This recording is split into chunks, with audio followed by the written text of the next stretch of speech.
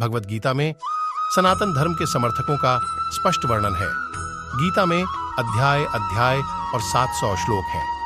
इसी ज्ञान रूपी महासागर की कुछ बूंदें सार के रूप में यहां प्रस्तुत की गई हैं।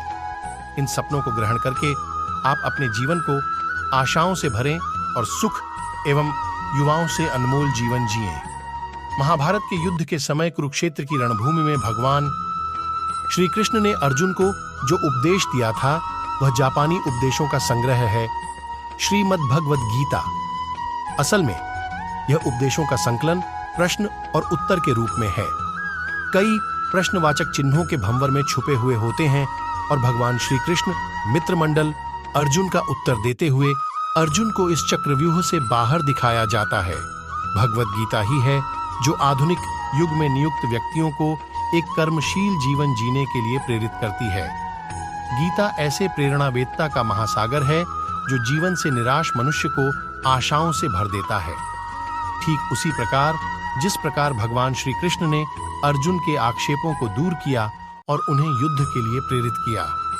आज की इस भागती दौड़ती रोशनी में मानव को, उसके मन को, उसकी आत्मा को अगर कोई शांत, स्थिर और प्रसन्न चित्त रख सकता है तो वह है अकीर्ति मृत्यु से भी बहुत बुरी है।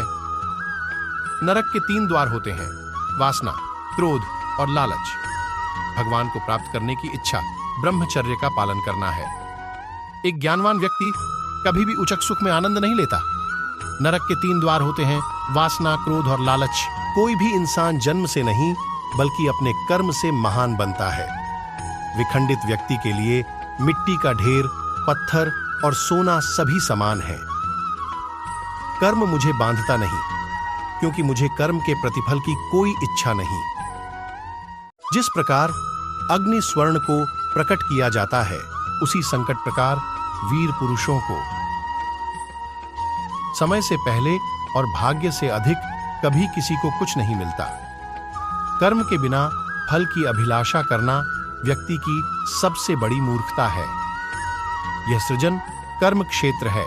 बिना कर्म के यहां कुछ भी हासिल नहीं किया जा सकता। जो मन को नियंत्रित नहीं करता उसके लिए वह शत्रु के समान कार्य करता है। जो दान बिना साकर के पात्र को दिया जाता है वह तमस दान करता है। अपना अनिवार्य कार्य करो क्योंकि वास्तव में कार्य करना निष्क्रियता से बेहतर है। हमेशा संदेह करने वाले व्यक्ति के लिए फल की अभिलाषा ठीक कर्म करने वाला पुरुष ही अपने जीवन को सफल बनाता है। जो हुआ वह अच्छा हुआ, जो हो रहा है वह अच्छा हो रहा है, जो होगा वह भी अच्छा होगा। मेरा तेरा, छोटा बड़ा, अपना पराया, मन से दो, फिर सब लोग और तुम सब हो। मन की बीमारी, घबराहट, सांस और भावनाओं के माध्यम से भगवान की शक्ति सदा साथ है। धरती पर जिस प्रकार जैसे मौसम में बदलाव आता है वैसे ही जीवन में भी सुख दुख रहता है। लोग आपके अपमान के बारे में हमेशा बात करेंगे। नामित व्यक्ति के लिए अपमान मृत्यु से भी बदतर है। आत्मज्ञान की तलवारों से अपने हृदय से अज्ञान के संशय को अलग अलग कर दो। उठो, अनुशासित रहो।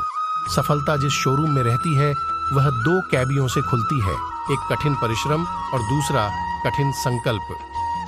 मैं भूतकाल, वर्तमान और भविष्य काल के सभी आख्यानों को बताता हूं, लेकिन वास्तविकता में मुझे कोई नहीं जानता। जो दान कर्तव्य समझकर बिना किसी आर्द्र के किसी धार्मिक व्यक्ति को दिया जाए वह सात्विक माना जाता है। जो पुरुष सुख तथा दुख में स्थूल नहीं होता और जिसमें दोनों में संभव रहता है वह निश्चित रूप से मुक्ति के योग्य है। कर्म वह सफल है जिस इंसान को हर हाल में ही मिलता है। हमेशा अच्छा बीज बोए इसलिए फल अच्छा हो। जो लोग भक्ति में श्रद्धा नहीं रखते वे मुझे पा नहीं सकते। मूलतः वे इस संसार में जन्म मृत्यु के मार्ग पर वापस आते हैं। मैं धरती की मधुर सुगंध हूं, मैं अग्नि की ऊसर हूं, सभी जीवित संतों का जीवन और सन्यासियों का आत्म संयम भी मैं ही हूं। वह जो सभी इच्छाएं त्याग देता है और मैं और मेरा की लालसा और भावना से मुक्त हो जाता है उसे शांति प्राप्त होती है। मेरे लिए ना कोई घृणित है ना प्रिय दोस्त। जो व्यक्ति भक्ति के साथ मेरी पूजा करता है वो मेरे साथ है और मैं भी उनके साथ हूं। वंश मनुष्य को जीवन की कथा से भागना नहीं चाहिए और न ही भाग्य और ईश्वर की इच्छा जैसे बहानों का प्रयोग करना चाहिए। मनुष्य को लक्षणों की चिंता के बिना, लोभ लालच बिना एवं निस्वार्थ और सहयोगियों को अपनी स्वतंत्रता का पालन करना चाहिए। जिस तरह प्रकाश की ज्योति अंधेरे में चमकती है, ठीक उसी तरह सत्य भी चमकता है। इसलिए सदैव सत्य की राह पर चलना चाहिए। जिस मनुष्य के भीतर ज्ञान की कमी और ईश्वर में श्रद्धा नहीं होती, उस मनुष्य के जीवन में कभी भी आनंद और सफलता प्राप्त नहीं होती। जब जब इस धरती पर पाप, अधर्म और अधर्म की पैठ है, तो उसका विनाश कर धर्म की पुण्य स्थापना करें। मैं अवतार लेता हूं। वह व्यक्ति जो मृत्यु के समय मुझे याद आया कि उसने अपना शरीर त्याग दिया था, उसे मेरा धाम प्राप्त होता है और इसमें कोई संशय नहीं है। जन्म लेने वाले के लिए मृत्यु समान ही निश्चित है, अन्यथा जन्म लेने वाले की मृत्यु हो जाती है। इसलिए जो अप्रोच करता है उस पर शोक मत करो। वह जो वास्तविकता में मेरा उत्कृष्ट जन्म और उत्कर्ष को उजागर करता है, वह शरीर त्यागने के बाद पुनः जन्म नहीं लेता और मेरे धाम को प्राप्त होता है। जो होने वाला है वो वही रहता है और जो नहीं होने वाला वो कभी नहीं होता, ऐसा सिद्धांत बुद्धि में होता है, उन्हें चिंता कभी नहीं सताती है। आपके परम भक्त जो सदैव मेरा स्मरण या एक चित्त मन से मेरा पूजन करते हैं, मैं व्यक्तिगत रूप से उनके कल्याण का उत्तरदायित्व लेता हूँ। जो भी व्यक्ति किसी भी देवता की पूजा के विश्वास के साथ इच्छा रखता है, मैं उस व्यक्ति का विश्वास उसी देवता में दृढ़ कर देता हूँ। अच्छे कर्म करने के बावजूद भी लोग सिर्फ अपनी बुराइयां ही याद करते हैं, इसलिए लोग क्या कहते हैं इस पर ध्यान मत दो, तुम अपना कर्म करते रहो। कल्याण मानव ही भगवद गीता का मुख्य उद्देश्य है। इसलिए मनुष्य को अहिंसा का पालन करते हुए समय कल्याण का पालन करना चाहिए। इतिहास कहता है कि कल सुख होगा, विज्ञान कहता है कि सुख होगा, लेकिन धर्म कहता है कि अगर मन सच्चा और दिल अच्छा हो तो हर रोज सुख होगा। क्रोध से ब्रह्मा उत्पन्न होता है, क्रोध से बुद्धि विग्र होती है, जब बुद्धि विग्र होती है तब क्रोध नष्ट हो जाता है। जब तर्क नष्ट होता है तब अहिंसा का पालन करते हुए समय कल्याण का पालन करना चाहिए। इतिहास कहता है कि कल सुख होगा, विज्ञान कहता है कि सुख होगा, लेकिन धर्म कहता है कि अगर मन सच्चा और दिल अच्छा हो तो हर रोज सुख होगा। क्रोध से ब्रह्मा उत्पन्न होता है, क्रोध से बुद्धि विग्र होती है, जब बुद्धि विग्र होती है तब क्रोध नष्ट हो जाता है। जब तर्क नष्ट होता है तब व्यक्ति का पतन हो जाता है। आपका ईश्वर के प्रति समर्पण कर दो, यही सबसे बड़ा सहारा है।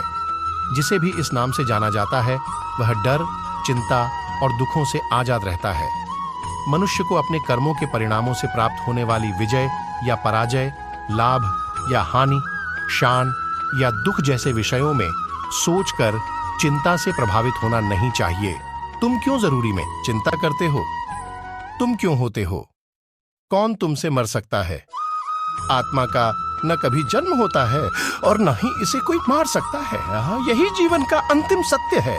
जिसने मन जीत लिया है उसने पहले ही भगवान को प्राप्त कर लिया है, क्योंकि उसने शांति प्राप्त कर ली है। ऐसे इंसान के लिए सुख दुख, थूक गर्मी और मन अपमान एक से है। न तो यह शरीर है और न ही तुम इस शरीर के स्वामी हो। यह शरीर 5 अंगों से बना है: अग्नि, जल, वायु, पृथ्वी और आकाश। एक दिन यह शरीर इन्हीं 5 शरीर में विलीन हो जाएगा। मनुष्य का मन इंद्रियों के चक्रव्यूह के कारण अजेय रहता है। जो इरादे, लालच, अलस्या जैसे बुरे व्यवहार से प्रभावित होते हैं, इसीलिए मनुष्य का अपने मन एवं आत्मा पर पूर्ण नियंत्रण होना चाहिए।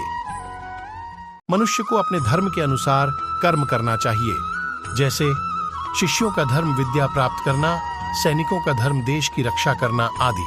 जिस मनुष्य का जो कर्तव्य है उसे वह कर्तव्य पूर्ण करना चाहिए। मैं सभी मठवासियों को एक समान रूप से देखता हूं। मेरे लिए ना कोई कम प्रिय है ना ही ज्यादा, परंतु जो मनुष्य मेरा प्रेम डांटता है वे मेरे भीतर रहते हैं और मैं उनके जीवन में आता हूं। क्या दिया जो तुम्हें दिखाया गया? तुम्हारा क्या वर्णन किया गया जो खोजा गया? तू क्या पैदा हुआ जो नष्ट हो गया? तेरा क्या लिया, जो लिया गया, जो छोड़ दिया गया, जो आज है कल किसी और का होगा, क्योंकि परिवर्तन ही दुनिया का नियम है।